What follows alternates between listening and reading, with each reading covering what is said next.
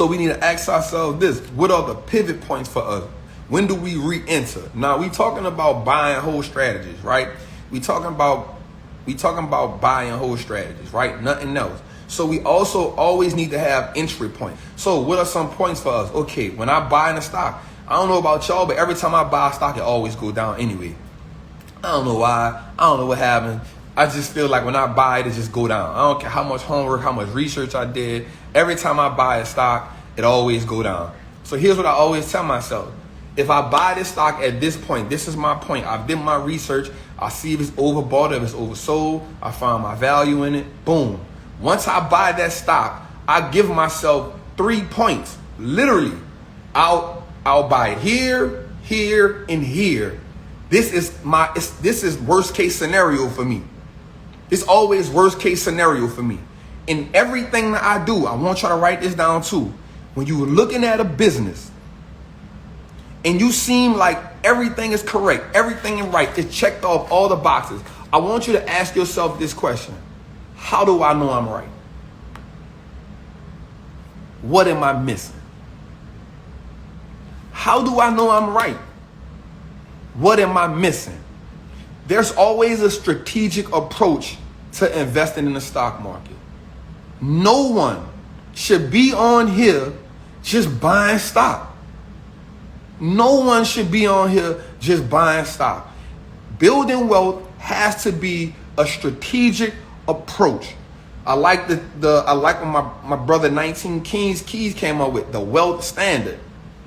There has to be a standard when it comes to us building wealth. We can't just be, oh, I'm about to buy this stock because the TV talking about it. I'm about to buy this stock because Wall Street Travel talking about it. I'm about to buy this stock because Ian and Red Panda talking about it. That's not what we doing, yo. The reason why Wall Street Travel, Ian, the reason why we can talk about these stocks is because it's a good chance. We literally look at the stuff all day, every day. So we gonna have an in-depth approach and an in-depth synopsis on certain stocks. That's cool, but I can't tell you when exactly to buy a stock because I don't know your risk tolerance to a stock.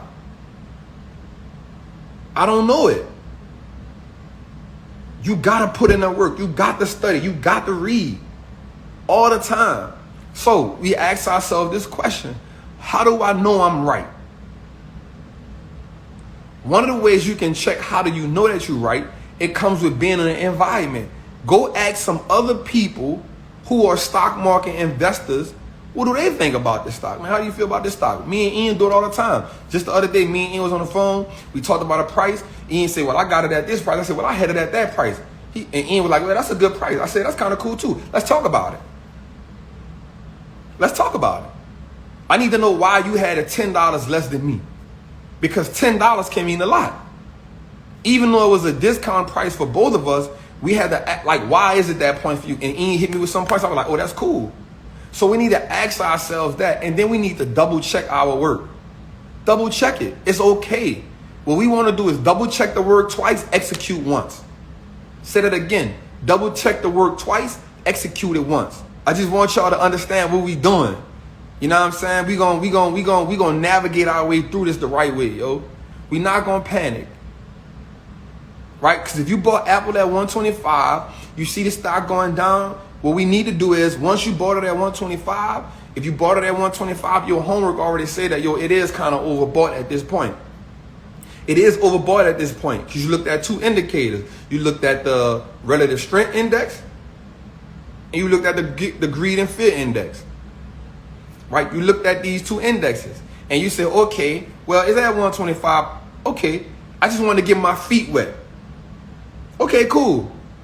But I don't mind getting my feet wet. Let me get a position to get my feet wet. And so now what you're saying is I got my discounted price because you saw the 4-to-1 stock split, whether it was Apple or Tesla, right? I don't care what you look at, any stock you look at, you should always look at the relative strength index, RSI, and the fear and greed index.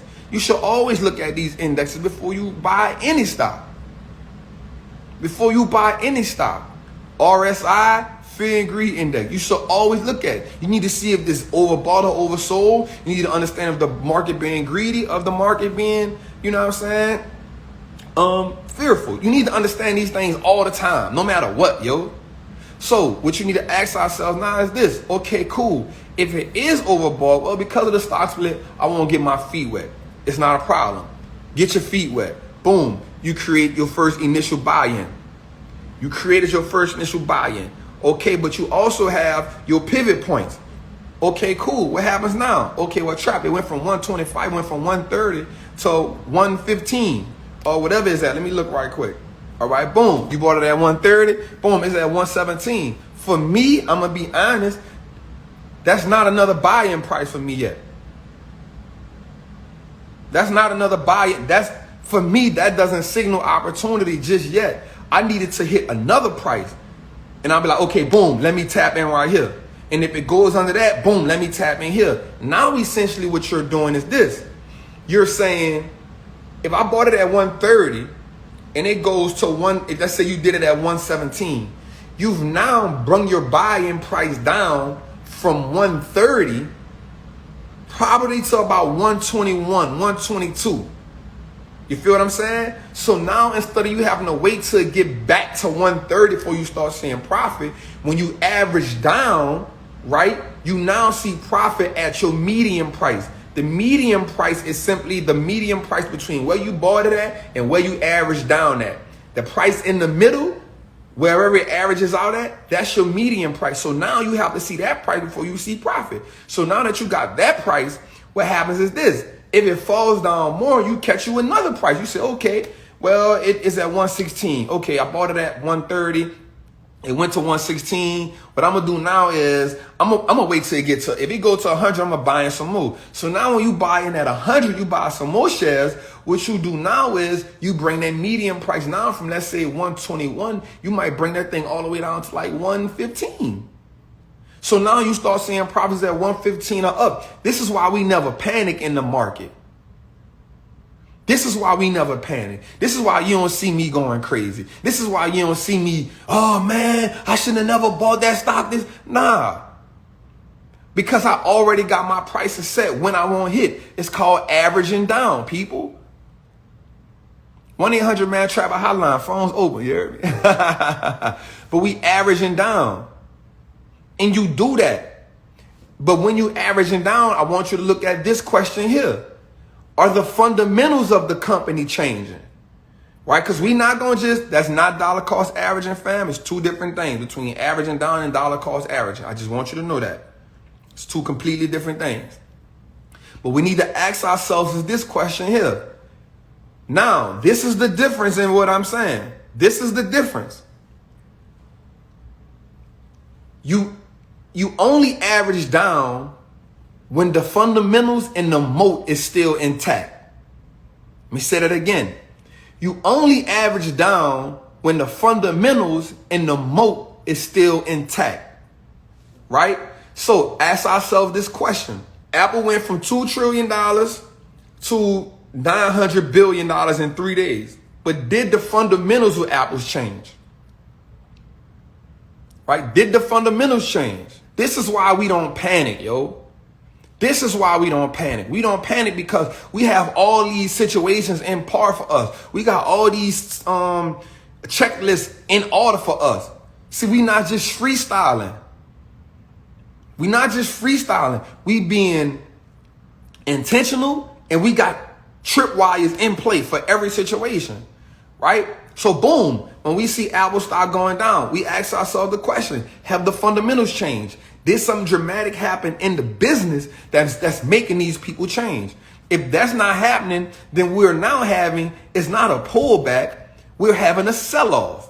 What is a sell-off, Trap? That's when people are taking profits. This is why you need to understand if the stock is overbought. You need to understand why the stock is overbought, because if the stock is overbought, then at that point, you know now people are taking profits. No one has ever went broke taking profits. There's never anything wrong with taking profits off the table, but panicking can never be a part of your strategy as investing. Let me say that again. It's okay to take profits off the table, but panicking can never be part of your strategy in being an investor and being a great investor. You feel me? Never. Panic can never be a part of your strategy. Because here's what happens. When you buy at 130 and it goes down to 119 or 117 and you sell everything, what you have now done is lock those losses in. I don't know about y'all, but I don't play the game to lose. I don't play this game to lose. I play this game with wealth building intention and for wealth building purposes only. The reason why this is a great game, but this is a game for wealth builders only. You feel me? This is a game for wealth builders only. If you in this to try to get rich quick, if you in this to try to make some fast money, if you in this to try to hurry and make some money and sell out, it's going to always work against you. It's going to always work against you because this game and buy and hold is not designed for that. You got people who've been literally on Wall Street all their life. You feel me? You got people who've been rocking on Wall Street all their life. And now within the last 2 years, Robinhood has raised 180 million users. You don't think these people see sheep on the way? You don't think them financial predators looking like, oh, we got a whole bunch of, we got 180 million, we can milk them for a long time. We gonna feast. We gonna feast. We gonna have a feast. It's 180 million of them over there. It ain't never been this large of an influx. We about to have a feast. You feel me? But this is how you become a financial predator and not a financial prey. You put systems in place to protect yourself. You put systems in place to make you a financial predator and not a financial prey. You got to put systems in place to give you a good taste for this blood. So when you see blood in the street, you know it's time to eat. Let me say it again. When you see blood in the street, you know it's time to eat. But you got to know when to eat. You feel what I'm saying? And that's how this game is built. You got to be like this. So this is another thing too, what we need to learn. Being a great fundamental investor will lead you through the ups and downs of this game. So one of the things we also got to look for is this. We got to look for, when we're looking for fundamentals, one of the great things we can look for is great cash flowing businesses. Great cash flowing businesses get us through. Companies that are consistently turning over profits. And then here's the thing. Once you get into a great business, you can just rinse and repeat. You can buy it, hold it. Once it gets overbought too much, you take some profits. You use those profits to start a new position somewhere else. It's rinse and repeat. Great businesses are great businesses. Let me say that again. Great businesses are great businesses. And great businesses are going to go through different market cycles. The market has to always recalibrate itself. I said it earlier. Some people don't know, some people get it. If you was in a trap, every time you did so many things on a scale, you had to put a nickel on your scale. Hit the terror button, put the nickel on the scale, watch it jump up to 0.5, and then you know it's all good. Hit it back to 0 again, you keep moving. Rinse and repeat. Every time you bag up, you bag up, you bag up, you bag up, you put it on a scale. Damn, this thing might be off a little bit. All right, cool. Let me put the nickel on it and make sure it's good. Tear, nickel, 5, 0. Back to the trap. The market has to consistently recalibrate itself. Why? Because people coming in and out every day, all day. The market has to recalibrate itself. But here's the thing. Even when the market recalibrates itself, it never stops you from being a hustler.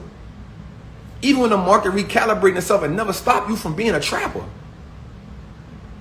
You just recalibrated. All right, cool. You recalibrating. It's cool. While you recalibrating, I'm still in the lab. I'm still cooking up. I'm still trapping. I'm still breaking down businesses. I'm still finding value. I'm still looking for moats. I'm still abiding by the rules, the R, the U, the L, the E, the S. I'm still abiding by that. I'm still abiding by that. That don't change. So when everybody panicking, when everybody going crazy, you know what we doing? We still bagging up. Like, all right, y'all tripping. Let me buy these Apple shares. Diamond, how much you want? Okay, Apple shares. I got 10 Apple shares right here for sale. It's cool. What you want? 10 Tesla shares? I got them too. It's cool. While the market recalibrating, we still bagging up, fam. And all that simply means is we learning to buy more. While the market is recalibrating, we looking at our businesses, we looking at our financials, we seeing if they are changing, and if they aren't changing, we're buying more. We set our systems in play. I'm gonna buy here, here, and here. We understand we having red days in the market. It's no problem. What do? We find our buying points and we get ready. It's part of the game.